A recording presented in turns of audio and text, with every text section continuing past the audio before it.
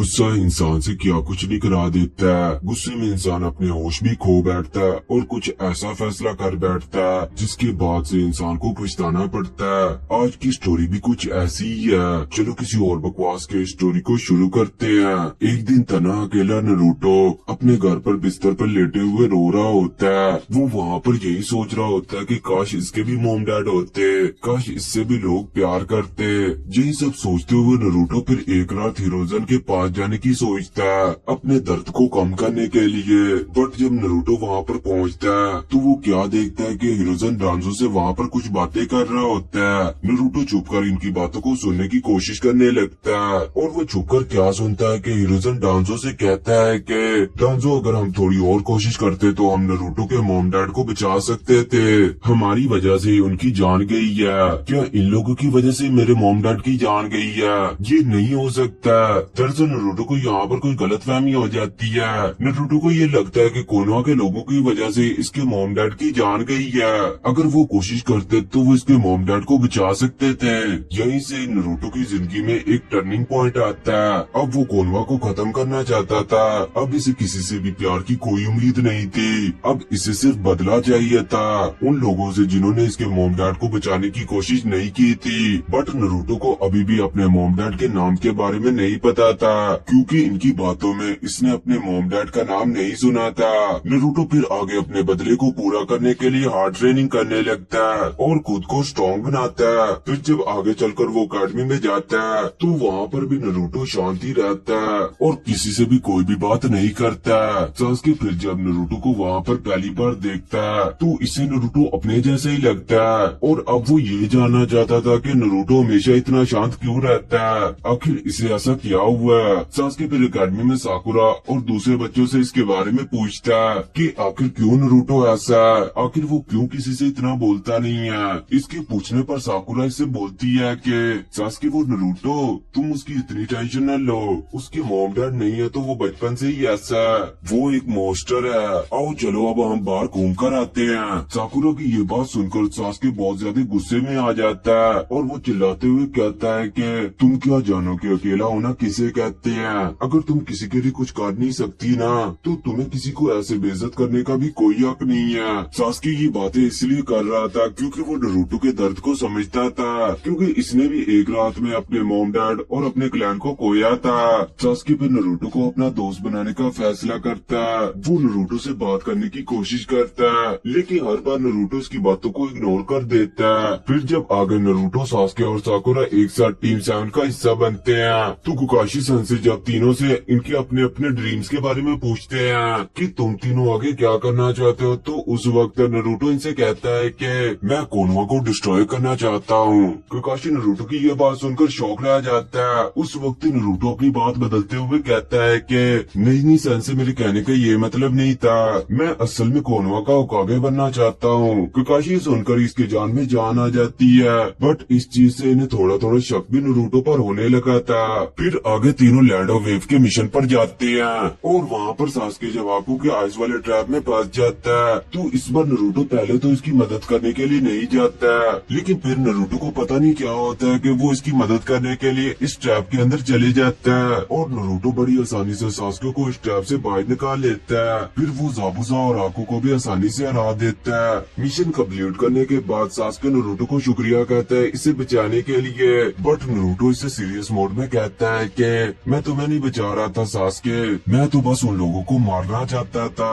Naruto ने ऐसा तो बोल दिया था, लेकिन असल में नरूटो धीरे धीरे सास्के को पसंद करने लगा था। वो इसे अपना दोस्त तो बनाना चाहता था, बट वो ऐसा नहीं कर सकता था क्योंकि वो जो कुछ आगे करने वाला था वो सास्के की जिंदगी को खतरे में डाल सकता था, इसलिए वो इससे दूर ही रहता है। आगे फिर जब फोर्स ऑफ डेथ के स्टेज में ओरोचिमारू सास्के पर अपना कर्ज मार्क लगाने ही वाला होता है, तभी नरूटो वहाँ पर आ जाता है और वो सास्के को फिर से बचा लेता है। वो फिर ओरोचिमारू को मारकर दूर फेंक देता है। ओरोचिमारू इस बच्चे की इतनी ज्यादा ताकत देखकर शौक रह जाता है और वो फिर वहाँ से चले जाता है। फिर आगे जब टूर्नामेंट के पहले स्टेज में जब नरूटो का मुकाबला कीबा से होता है तो नरूटो से मार मार कर काफी ज्यादा जख्मी कर देता है और फिर जब वो फाइनल स्टेज में नेजी से लड़ता है तो नरूटो इसे भी मार मार कर काफी ज्यादा जख्मी कर देता है और इस फाइट को काफी आसानी से जीत लेता है। मगर इस बार इनकी ये फाइट कोई और भी देख रहा था और वो होता है ओरोचिमारू। ओरोचिमारू ने नारुतो के अंदर कोनोहा के लिए नफरत देख ली थी,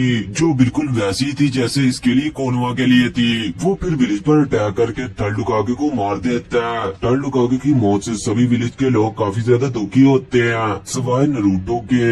नारुतो काफी ज्यादा खुश होता है कि आखिरकार बुड्ढा मर गया।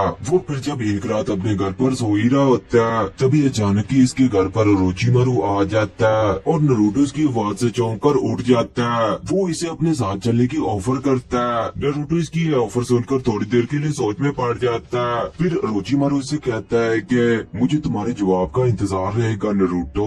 ये कहकर फिर वो वहाँ से चले जाता है। नारुतो इसके जाने के बाद इसी ऑफर के बारे में सोचने लगता है और वो फिर अपने मन में कहता है कि इस विलेज में रहकर भी क्या फायदा, चलो इसके साथ ही मिल जाता हूँ, फिर हम दोनों मिलकर इस विलेज को डिस्ट्रॉय कर देंगे। ये सब सोचकर नारुतो फिर इसके पास जाने के लिए रेडी हो जाता है। लेकिन जब वो वहाँ इसके पास जा ही रहा होता है, तभी सास्के इसके सामने आ जाता है और वो अपने दोस्त नारुतो को रोकने के लिए इससे फाइट करता है। मगर अब नारुतो सास्के से काफी ज्यादा स्ट्रॉन्ग होता है, तो वो अब सास्के को काफी आसानी से हरा देता है। सास्के को हराकर वो फिर वहाँ पर इसे जख्मी पड़ा छोड़कर वहाँ से चले जाता है। नारुतो फिर 3 साल तक ओरोचिमारू के साथ ही ट्रेनिंग करता है और दूसरी तरफ सास्के इस बार साकुरा और काकाशी सेंसे के साथ ही ट्रेनिंग करता है। फिर 3 साल के बाद नारुतो ओरोचिमारू को मार देता है ताकि वो इसकी बॉडी पर कब्जा न कर ले। नारुतो अब सबसे अपना बदला लेने के लिए रेडी था। इस तरह सास्के फिर विलेज को छोड़कर अपने भाई अताची से मिलता है। सास्के अब अताची से कोई बदला नहीं लेना चाहता था, वो तो अब बस किसी न किसी तरह नारुतो को वापस लाना चाहता था और इसके लिए सास्के अताची से वहाँ पर मदद भी मांगता है। अताची अपने भाई सास्के में नारुतो के लिए इतना प्यार देखकर वो इसकी मदद के लिए मान जाता है और वो इसे अपनी पूरी सच्चाई भी बता देता है। लेकिन इससे सास्के को अब कुछ भी फर्क नहीं पड़ता, वो तो अब बस नारुतो को वापस लाना चाहता था। वो दोनों भाई फिर मिलकर विलेज वापस आ जाते हैं। लेकिन अब तक पेन ने पूरे विलेज को डिस्ट्रॉय कर दिया था और लेडी सुनाडियो और वहाँ पर सभी लोग जख्मी पड़े होते हैं। सास्के और अताची ये सब देखकर दोनों फिर पेन से फाइट करना शुरू कर देते हैं। लेकिन पेन के सभी बॉडीज इन दोनों को काफी आसानी से हरा देते हैं और वो जब सास्के को मारने ही वाले होते हैं, तभी अचानक ही वहाँ पर नारुतो आकर इसे बचा लेता है। नारुतो फिर वहाँ पर सभी पेन्स को भी आसानी से हरा देता है और सबको हराने के बाद नारुतो फिर सास्के को देखकर वहाँ से चले जाता है। अताची फिर विलेज में सभी लोगों को सच सच बता देता है कि इसने सब कुछ डांजो के कहने पर ही किया था, जिसकी वजह से डांजो को फिर कैद कर लिया जाता है और सभी विलेज के लोग अताची को अपना लेते हैं। वहीं दूसरी तरफ हमें नारुतो को दिखाया जाता है जो कहीं अकेले बैठे हुए यही सोच रहा होता है कि आखिर क्यों इसने सास्के और अताची की जान बचाई, आखिर वो तो कोनोहा से नफरत करता है। ये सब सोचते हुए नारुतो के अंदर से फिर एक आवाज आती है जो किसी और की नहीं बल्कि अपने कुरामा की होती है। कुरामा नारुतो से कहता है कि तुम ये मेरी सिर खोल दो नारुतो, बदले में मैं तुम्हारा बदला पूरा करने में तुम्हारी मदद करूंगा। ये बात सुनकर नारुतो फिर इसकी बात मानकर ऐसा करने ही वाला होता है। तभी उसी वक्त नारुतो के मॉम डैड की सोल इसके पास आ जाती है और वो इसे ऐसा करने से रोकते हैं। लेकिन नारुतो अपने गुस्से के पागलपन में इनकी बात भी नहीं मानता और वो कुरामा की सिर को तोड़ देता है, जिससे कुरामा की अब पावर नारुतो के अंदर आ जाती है।